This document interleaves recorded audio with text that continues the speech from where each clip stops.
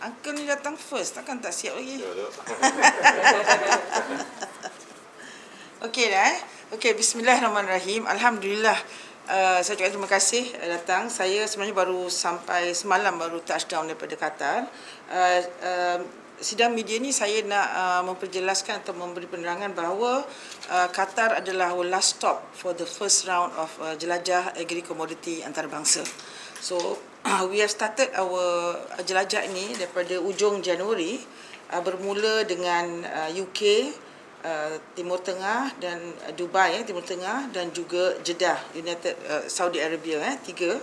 Dan lepas tu kita pada itu pada 20 sampai 28 Januari. Dan lepas tu kita pergi ke Iran pada 5-8 Februari. Dan lepas tu kita pergi ke India dan Bangladesh 21 sampai 25 Februari. Dan kita pergi ke Pakistan dan Turki 26 sampai 2 April, dan 16-22 April Mesir dan Qatar. Okay. So jadi negara-negara yang telah kita pilih untuk turun menjelajah agri-commodity antarabangsa ini adalah negara-negara yang kita telah kenal pasti untuk mendapatkan market share, untuk meningkatkan lagi market share sawit kita dan juga produk-produk agri-commodity kita yang lain. Jadi setiap lawatan ke negara-negara ini, formatnya adalah bertemu dengan menteri berkenaan. Sama ada menteri, kadang-kadang negara ni normally commodity di bawah menteri agriculture, okay? Dan lepas tu kita jumpa dengan Minister of Trade because commodity, trading. Dan ada yang kita jumpa dengan Minister of Investment, dan ada juga kita jumpa dengan Minister of Keuangan juga. Dan sambil-sambil itu juga kita ada bertemu juga dengan menteri buruh mereka juga, kerana berbincang tentang bekalan buruh plantation ke negara kita. So selain daripada bertemu dengan menteri-menteri ini, kita juga ada pertemuan dengan industry players. Agri-commodity, jelajah agri-commodity ini bukan saja sawit, kita bawa juga agensi-agensi daripada sawit, getah, timber, koko, pepper. 5 ni kita bawa sama-sama.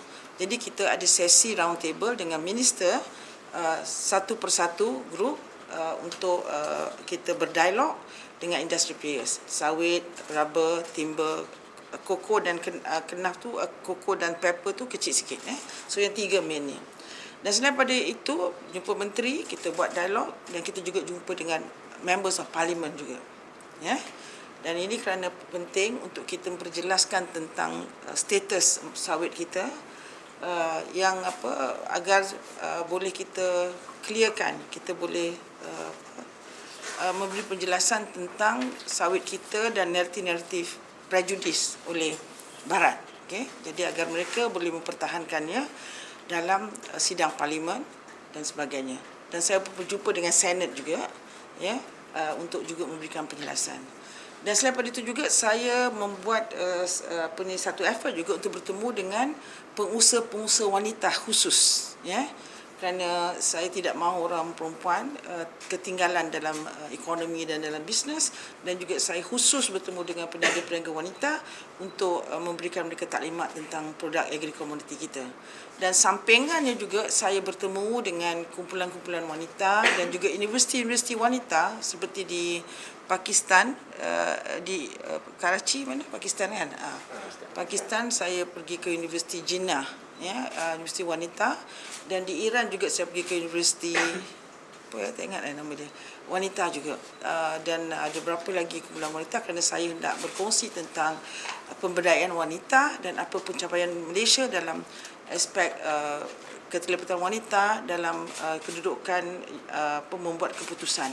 Kerana sebagai Muslim countries, selalunya mungkin ada seolah-olah ada halangan dan sebagainya. Dia nak tunjukkan bahawa tidak ada halangan, wanita boleh berjaya dalam semua kerja. So jadi itu yang jadi keseluruhannya boleh bawa kita punya My Ace sama tu tak, buku Myth, Facts and Myth. Okay. So jadi keseluruhannya respons yang saya dapat daripada semua negara-negara ini. Satu tadi saya nak sebut kenapa negara-negara ini dipilih. Negara-negara ini dipilih kerana ini adalah negara-negara yang ada big nation, population yang besar. India 1.5 billion, Pakistan 220 million, Iran 90 million, Bangladesh 180 million, dan juga yang paling kecil sekali Qatar lah 2.7 million. Mesir 106 million.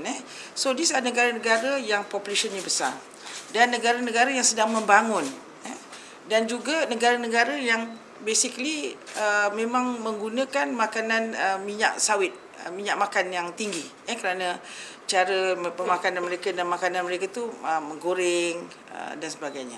So jadi ini negara-negara yang kami berharap akan kita dapat tembusi. Memang dia dah ada import, tetapi kita nak pertingkatkan import ke dalam negara-negara ini agar kita nampak kuat di negara-negara sebelah timur ini dan mendapat capture menawan negara-negara ini dan mempertingkatkan penggunaan sawit kita, minyak sawit kita dan juga agrikultur lain.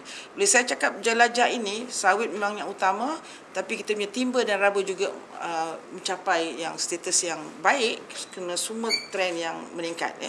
So jadi di situ juga saya juga memastikan bahawa negara-negara ini negara membangun dan banyak infrastruktur yang mereka sedang membangunkan, dan apabila negara membangun, maknanya kita ambil peluang bersama-sama untuk membangun dengan mereka. Jadi apabila mereka dah membangun, maka kita telah meletakkan kedudukan kita yang stable di negara-negara ini.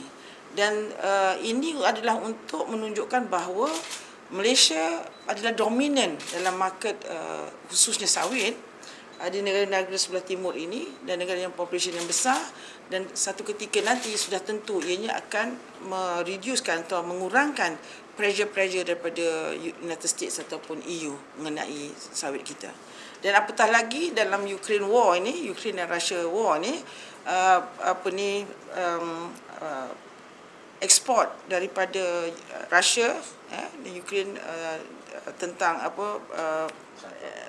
edible oil yang lain, minyak makan yang lain, sunflower oil, soya oil dan juga corn oil dan sebagainya macam itu tidak dapat diekspor keluar, tidak dapat dipasarkan. Jadi keperluan sawit Malaysia itu atau sawit minyak sawit itu ada lebih jauh tinggi lagi daripada dulu, So jadi yang ini juga kita bersedia untuk menawarkan kepada pasaran bahawa Malaysia anytime boleh servis diorang untuk berikan supply bekalan sawit ini. Dan kita juga yakin, alhamdulillah yakin bahawa dengannya terbukanya pasaran warga pekerja asing, kita dah buka warga asing untuk masuk ke dalam industri perdagangan kita, dan kita akan jangkakan produktiviti sawit juga akan meningkat dengan adanya pekerja-pekerja asing yang telah masuk dalam negara kita. So setakat ini Saudara Hadi yang mewakili MPIC atau KPPK dalam mesyuarat sumber manusia telah dalam jawatankuasa yang special, jawatankuasa special committee itu telah dapat kelulusan untuk sawit 32,000.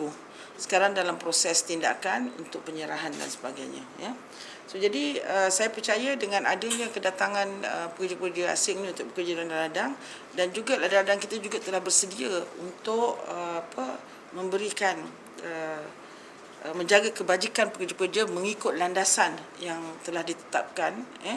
Jadi ini akan juga mempertingkatkan lagi kualiti kerja kita, produktiviti kerja kita, dan juga pastikan bahawa pekerja-pekerja stable, dia tidak lari sana lari sini dan sebagainya, So jadi di antara yang negara-negara yang menunjukkan, dan juga kita dapati bahawa ketika ini sawit kita, saya sebut sawit dia dulu, sawit kita di negara ini banyak digunakan di peringkat industri, maknanya restoran-restoran, bakery dan juga syarikat-syarikat manufacture buat cheese dan sebagainya untuk bahan makanan, industri makanan. Tapi di peringkat household usage, household consumption, di peringkat rumah-rumah, dalam rumah, kita dapati bahawa ia sangat kurang. Jadi satu dari usaha kita adalah kita berkempen sekarang akan target kepada penggunaan di rumah. So jadi kita dah di Arab, di Jeddah, kita insyaAllah bekerjasama dengan syarikat Sabola, satu syarikat supply supermarket chain yang terkenal, dan juga dia juga berada di Dubai, berada juga di Mesir dan juga di Qatar. Jadi kita gunakan syarikat ini untuk membuat promosi kegunaan sawit kita ke rumah-rumah. Jadi bila adanya kempen ini untuk ke rumah-rumah, maka penggunaan dalam rumah, dalam consumption consumer pengguna, jadi penggunaan daripada pengguna biasa ini akan meningkat, ya. Jadi kapasiti ini akan meningkatkan ekspor kita ke negara-negara ini atau import sawit kita ke negara-negara ini.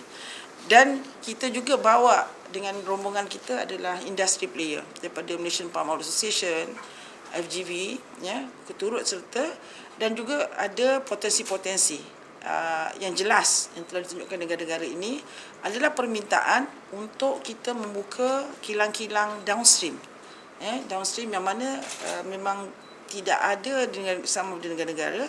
Kalau yang ada pun tidak berapa aktif. Jadi kita akan juga usahakan B2B untuk buka kilang-kilang downstream, dan bila downstream juga ini akan meningkatkan juga import ataupun ekspor sawit kita pada negara-negara ini.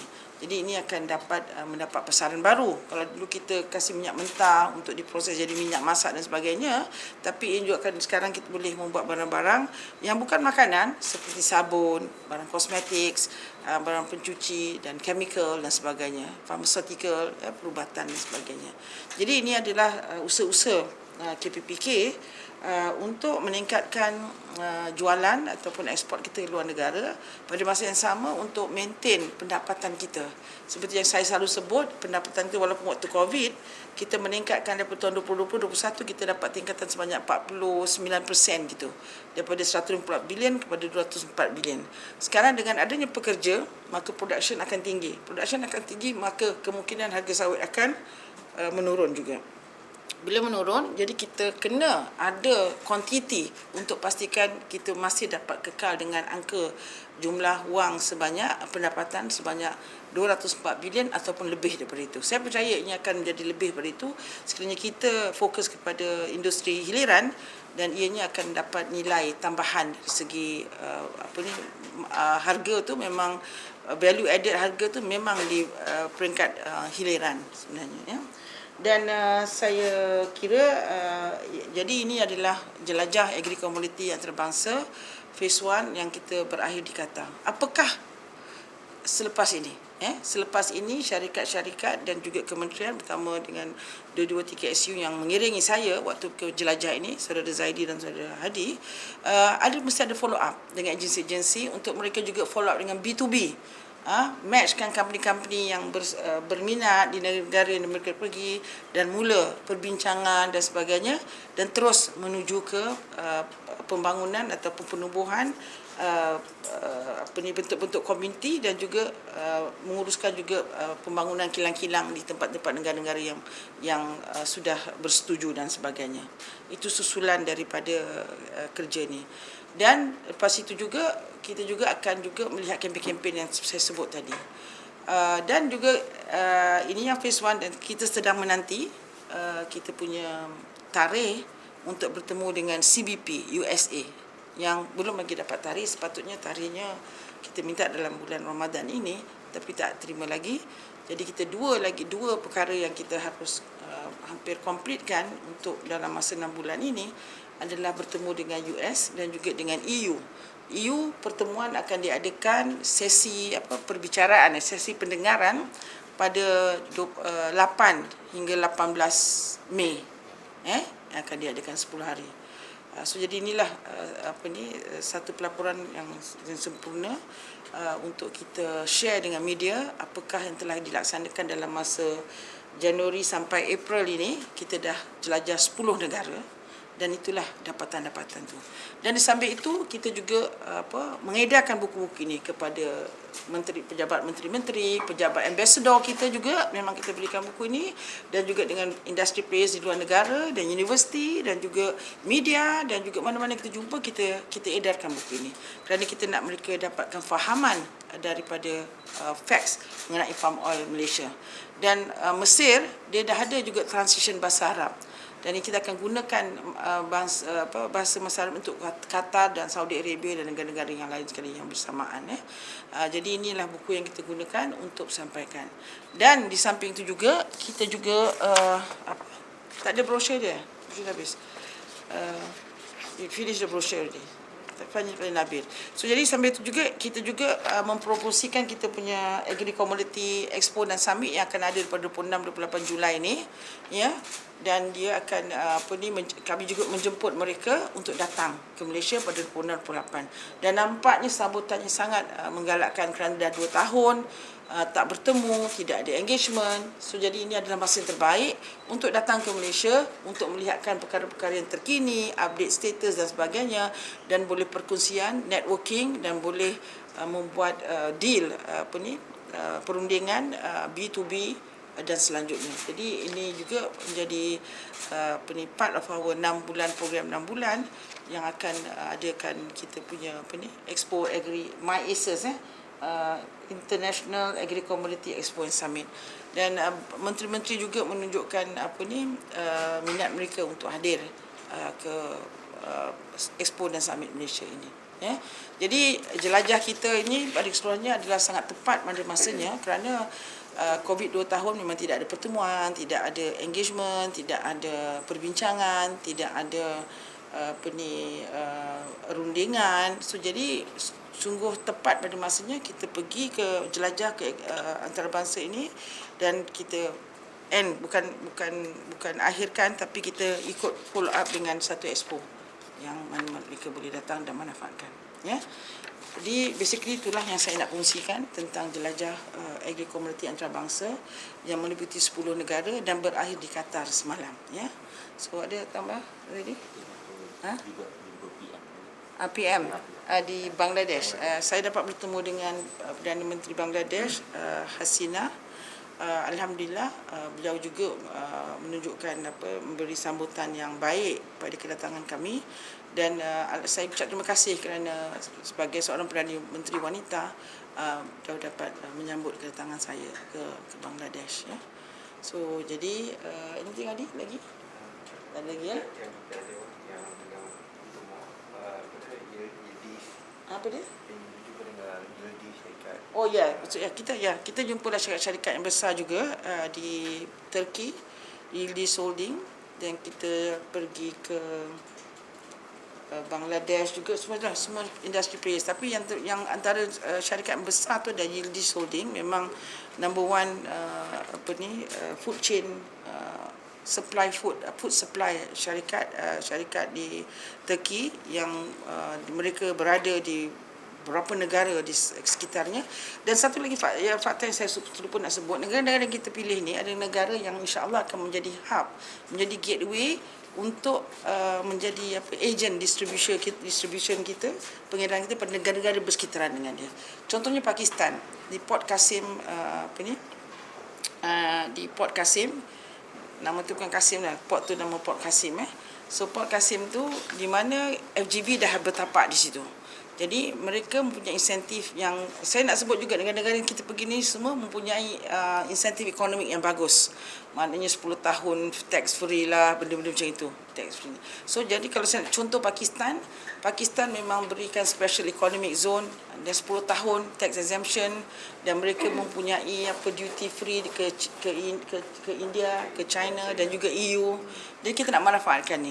Dan apa yang penting untuk Port Qasim adalah mereka sudah ada network dan jalan-jalan railroad yang menembusi ke negara-negara Central Asia seperti Afghanistan, Turkistan, Uzbekistan dan sebagainya, yang mana kita nak target juga. Jadi oleh kerana mereka sudah ada infra di situ, maka kita akan gunakan Pakistan untuk sebagai channel atau center untuk mengedarkan barang-barangan kita atau produk kita ke negara-negara Central Asia, landlocked country, negara-negara yang tengah-tengah itu tidak ada port kan, jadi kita menggunakan Pakistan.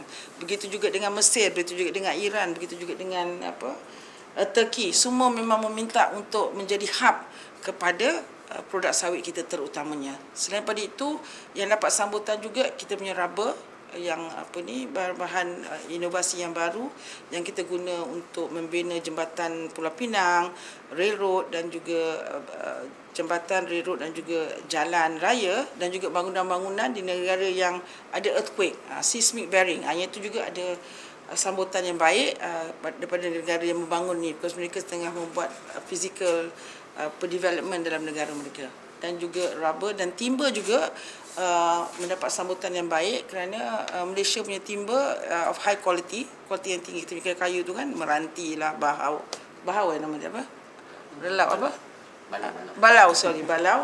Yang itu memang very strong kayu, dan lepas tu kita punya workmanship, dia very happy, dan kita punya design memang cantik, nampak premium. Jadi nampak premium tapi harganya sangat berpatutan. Jadi ini juga dapat sambutan yang baik daripada industri kayu, daripada negara-negara ini. Dan insya-Allah tiga-tiga produk ini insya-Allah akan mendapat insya-Allah peningkatan ekspor dan menjanakan pendapatan pada negara kita.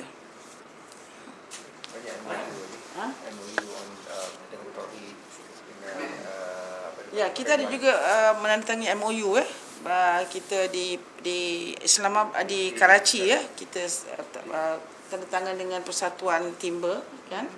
Dan juga ada berapa lagi lah dengan di Mesir dan semua negara. Dengan Selvi ya. Adalah dia punya senarai yang kita tunjuk telah menandatangani MOU, dan sedang berusaha berapa lagi MOU yang sedang kita develop untuk ditandatangani. Ini brosur yang ini kita promote untuk kita ke sana.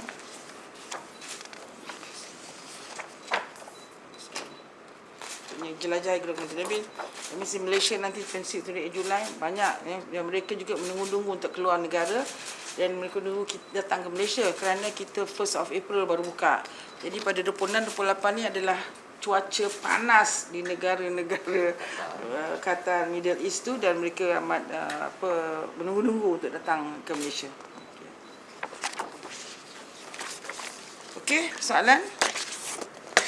Yes. Untuk saya Suzy daripada T3, statement pada Mac katanya kerajaan sasar 300 bilion untuk ekspor, dan mungkin dengan ada jelajah 10 negara, dengan ada promosi rumah ke rumah, mungkin jangkaan itu lebih sedikit atau macam mana? Ya. 300 million? 300 bilion. Bilion, oh ya.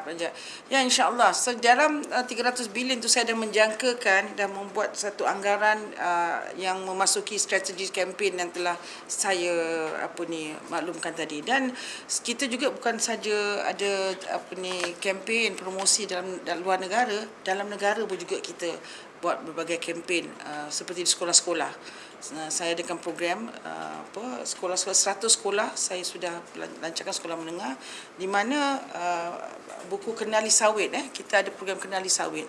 Jadi kita targetkan secondary school ini, budak secondary school ini untuk memahami tentang produk sawit kita, dan kita harap mereka akan menjadi ambassador atau spokesperson kita in the future apabila mereka sambung belajar ke luar negara, ke universiti dan sebagainya, dan mereka juga akan dapat membantu kita mempertahan dan melindungi sawit kita.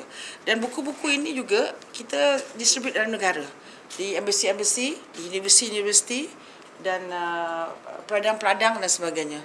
Ya, ini ada Malay Vision, ada BM punya, untuk mereka faham. Jadi dengan adanya inisiatif ini, maka meluas kefahaman dalam negara atau luar negara mengenai sawit kita, yang memang mengikut, mematuhi semua undang-undang, semua indicators yang ditetapkan oleh UN ke SDG ke ESG ke, semua memang tepat. COP ke COP26 ke ILO, semua memang kita dah buat. Cuma pasal oleh kerana naratif-naratif yang dibawa oleh daripada barat itu sangat prejudis ya, jadi kita kena membuat kempen-kempen lebih agresif, dan juga counter mereka dengan lebih agresif untuk menangkis prejudis-prejudis yang mereka telah lakukan for the past 30 years ago. Ya. Okay. Alright. Yang ini memang kita gunakan untuk sekolah. Saya phase 1 kita dah lancarkan 100 sekolah pada 6 April yang lepas. So ni adalah, dan kita adakan taklimat kepada sekolah ini, kita hantar fasilitator dan pencara-pencara mengenai sawit ke sekolah-sekolah ini untuk menceritakan tentang sawit kita, dan kita ada pidato lepas tu, pertandingan pidato. Jadi kita harap dengan adanya program seperti begini, rakyat Malaysia yang ke depan ni, future nation ni, future generation ni amat maklum tentang katanya sawit, dan mereka boleh membantu negara untuk memastikan ia kekal stable kita punya sawit.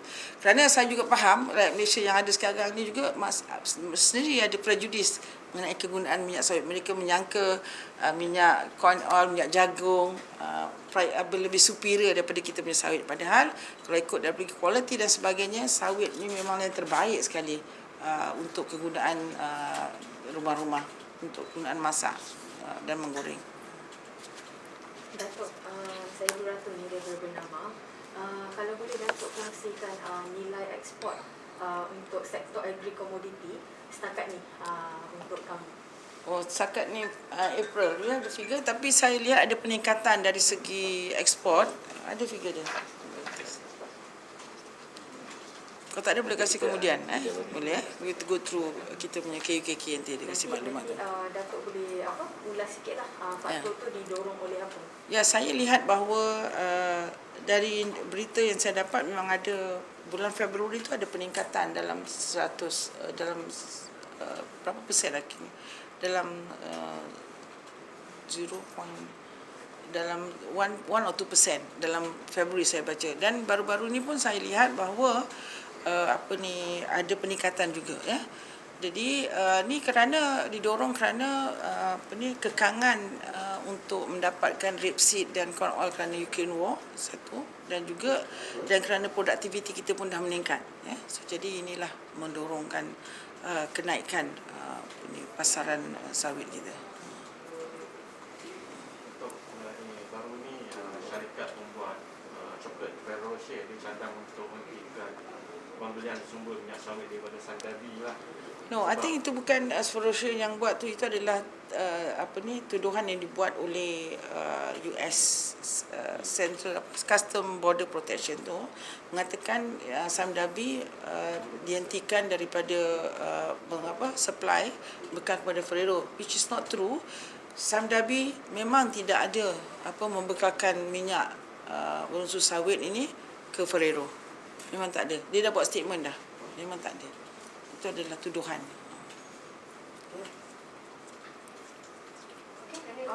Datuk, Ya. mungkin kita boleh beralih kepada isu lain selain daripada isu MPIC.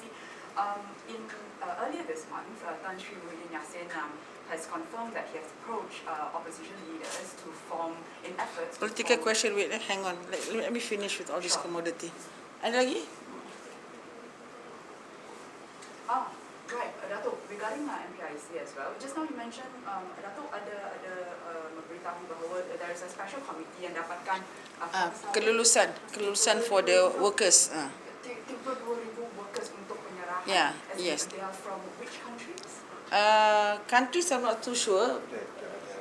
Yeah, basically Bangladesh, Indonesia, and India.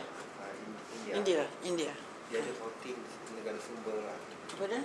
Ada 14 negara sumber yang There are 14 countries sumber, tapi kita bila plantation ni kita banyak yang datang adalah daripada Indonesia, Bangladesh dan juga India. This 32,000 is the quota they have approved earlier, and now they are in the process of serahan lah to the different respective companies. So the list of it we will update to you all. The syarikat-syarikat yang telah diluluskan untuk mendapat pekerja-pekerja ke ladang mereka. Ya. Nak ada pertemuan dengan CDP. Ya. Boleh tahu pertemuan tentang apa tu? Ya, tentang allegation ataupun tuduhan-tuduhan yang mereka buat, dan juga untuk memberikan penjelasan kepada mereka tentang terms atau terma-terma yang mereka tafsirkan berlainan dengan kita. Jadi bila ada engagement ini, kita boleh memberikan mereka kefahaman, dan juga agar bila mereka faham, dan juga mungkin terma-terma itu akan boleh ada perbezaan, dan ini akan mengurangkan tuduhan-tuduhan yang tidak berasas. EU pun sama. EU, yes, it's the same. Basically sama. So EU memang 8-10 bulan ni kita akan buat representation kan. Alright, lagi?